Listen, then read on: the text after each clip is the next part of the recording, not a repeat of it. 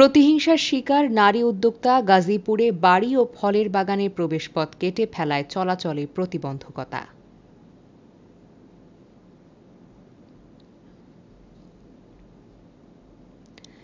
গাজীপুরে নারী উদ্যোক্তার সৃজিত ফলের বাগানের রাস্তা কেটে যোগাযোগ বিচ্ছিন্ন দিয়েছেন প্রতিহিংসা পরায়ণ প্রতিবেশীরা। সরকারি খাস জমির উপর কয়েক যুগের প্রচলিত পুরনো রাস্তা কেটে কলা গাছ লাগিয়ে ও কাটা বিছিয়ে প্রতিবন্ধকতা তৈরি করা হয়েছে।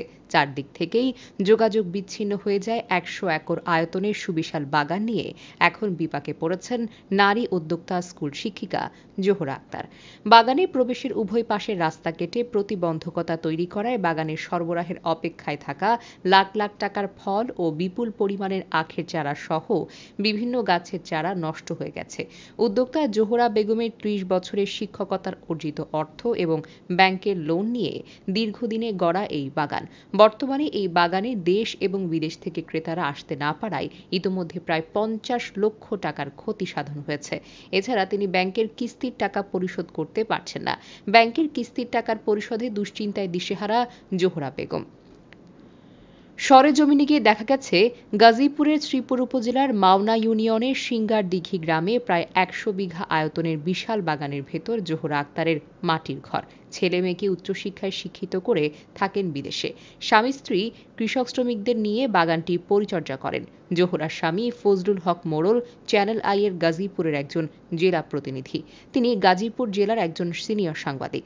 সর্বমহলে এই দম্পতির ব্যাপক সুনাম ও সুখ্যাতি থাকা সত্ত্বেও সমাজের হিংসুটে মানুষের কাছে তারা আজ নিতান্তই অসহায়। ফজলুল হক মোড়ল জানান, নিজের পৈতৃক জমিতে তারা তার স্ত্রীর ইচ্ছামতোই প্রথমে পারিবারিক চাহিদা মেটাতে ছোট পরিসরে একটি বাগান করেন। এতে ব্যাপক সম্ভাবনা দেখা দেওয়ায় তার স্ত্রী বাগানের পরিসর বাড়ানোর উদ্যোগ নিয়েছেন।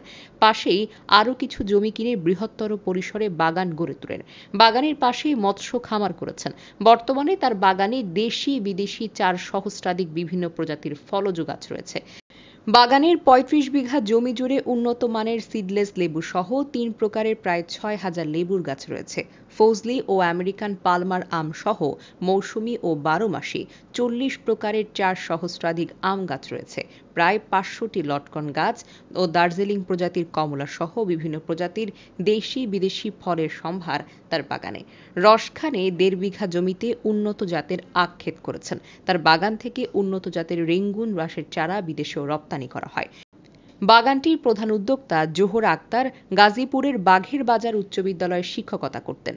তিনি বলেন, বিভিন্ন ইউটিউব চ্যানেলে বাগান সৃজন তথা কৃষিতে সফলতা ও সম্ভাবনার গল্প আমাকে বেশ উদ্বুদ্ধ করে। প্রথমে পারিবারিক চাহিদা মেটানোর জন্য ছোট পরিসরে বাগান সৃজন করি। পরবর্তীতে এতে ব্যাপক সফলতা দেখে আরও সম্ভাবনার আশায় বাগানের পরিসর বাড়ানোর সিদ্ধান্ত নেই। শ্বশুরের রেখে যাওয়া জমির সাথে আরও কিছু জমি কিনে ৫০০ একর জমিতে বাগান ও পাশেই মৎস্য খামার গড়ে তুলি। বর্তমানে লবণ ও ভাজ্য তেল ছাড়া আমার কোনো কিছুই কিনতে হয় না। মাঝে সরিষাও করেছিলাম, তখন তেলটাও কিনতে হতো না।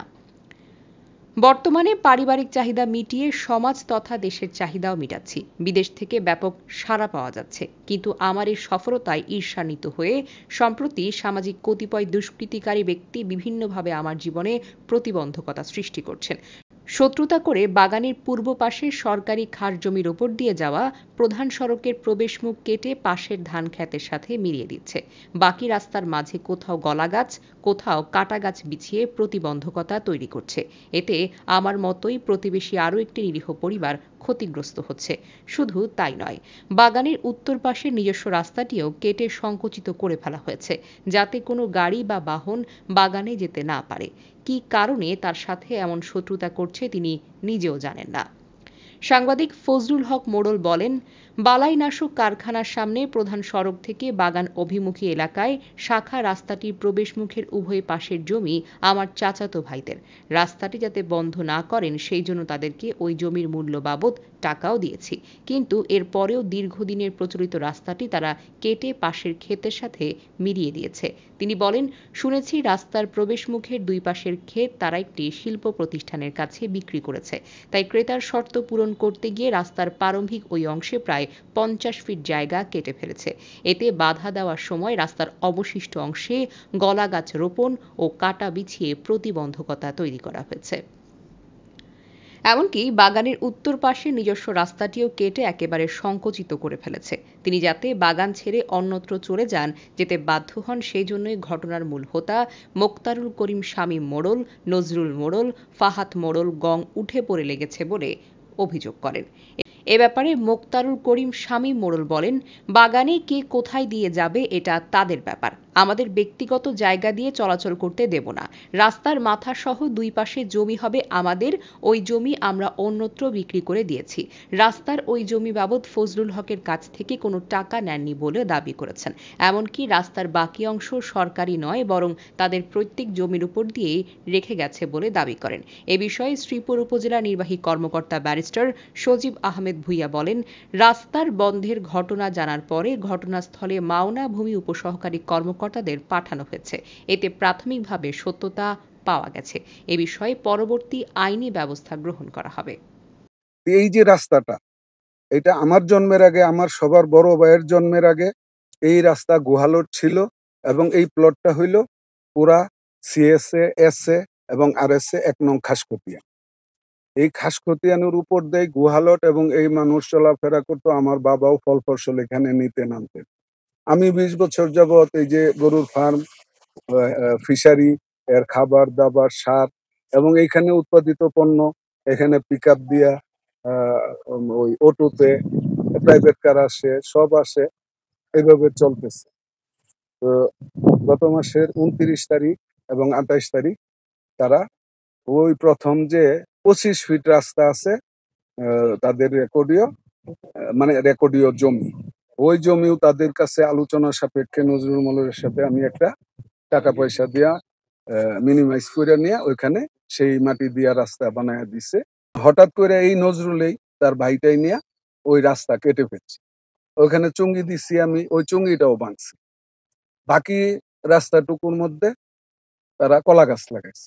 এই সরকারি সম্পত্তির উপর যে গুহালট, এটার উপরেও কলা গাছ লাগাইছে, এবং বাকিটা এই আবর্জনা, কাঁটা, ঝোপঝাড় কেটে এই রাস্তা উপরে ফেলছে, যাতে আমি পায়ে হেঁটেও না যেতে পারি। দীর্ঘদিন 15-20 বছর যাবতীয় আমার কৃষি প্রজেক্ট চলতেছে। যে রাস্তা তারা যে রাস্তা আমাকে ইদানিং আমার ব্যাম্বু রোড, তারপরে ইক্ষো, তারপরে আপনার বিভিন্ন ফসল আদি আছে আমার বাগানে, সেগুলো এখন আর আমি সেল করতে পারছি না। কারণ তারা আমার রাস্তা, যে রাস্তা দিয়ে আমি যাই, আমার ফিক্সড কোনো রাস্তা নেই। গোহালট যে ব্যবহার করতাম অনেক আগে থেকে, আমার যারা পূর্বপুরুষ যারা ছিলেন, ওনারা যে রাস্তাটা ইউজ করতো আমি ওইভাবে ইউজ করে আসতেছি। কিন্তু ইদানিং দেখা যায় যে হয়তো বা তারা আমার এখানে ক্ষতিগ্রস্ত করার জন্য, তারপরে হয়তো ব্যবসাটাকে নষ্ট করার জন্য তারা একটা পায়তারা করছে, যার কারণে এখন তারা রাস্তাটা কেটে ফেলছে। আমার বাতিজা শামীম মোড়ল, ওনার বাড়িতে আমি বললাম রাস্তার ব্যাপারে, তখন সে বললো যে রাস্তা চাও, তোমার অস্তিত্বই তো থাকবো না, তুমি রাস্তা কিসের? আমি ঠিক আছে, তাহলে কি আমি রাস্তা পাবো না? আমার ল্যান্ডটা তো সবার শেষে, আমাকে তো কারো না কারো তোমাদের রাস্তা দিতে আমার যেতে হবে। তোমার রাস্তা দিবে না কেন? তোমরা পয়সা নেও, টাকা নেও, তাও রাস্তা দাও, দিতে হবে তো, আমাকে বিনিময় করো। তারপরে না, কোনো রাস্তা হবে না, অস্তিত্ব থাকবো না, কিসের রাস্তা? এটার জন্য তো আমার কাছে 2 লাখ টাকাও নিচ্ছে অলিখিত ভাবে, রাস্তা করেও দিচ্ছে। 3 বছর 3.5 বছর চলার পরে এখন তাদের ওখানে তো বন্ধ করেছে, এবং যেটা সরকারি 1 নং খাসকতিয়ানোর উপর দিয়ে রাস্তা, এটাও খড় কোটা, ময়লা, কাঁটা, ঝোপঝাড় ফেলে এটাকে আমার প্রতিবন্ধকতা সৃষ্টি করছে। এখন আমার সচেতন মহল, প্রশাসন এবং সকল মানুষের কাছে আমার চাওয়া যে এই অন্যায় থেকে যেন, বা এই মানে জুলুম থেকে আমি যেভাবে নিস্তার পাই, যার যেখানে যা করা দরকার আমাকে সহযোগিতা করার। সমস্যা আমরা তো হইলাম এই অন্য সিস্টেমের লোক, আমরা তো মনে হয় যে বুক ফোলায় কথা একজন একটা কথা কইতে পারি না। আমরা তো জিম্মি হয়ে তাহি, আমরা গরিব মানুষ, আমরা এই জিম্মি হয়ে তাহি। তাদের মাঝখানে যে রাস্তা নিয়ে সমস্যা, এই সমস্যাটা সমাধানের জন্য আমি চেষ্টা করছি। তো চেষ্টা করে আমি ব্যর্থ, তবে এখনো আমি চেষ্টা চালিয়ে যাচ্ছি।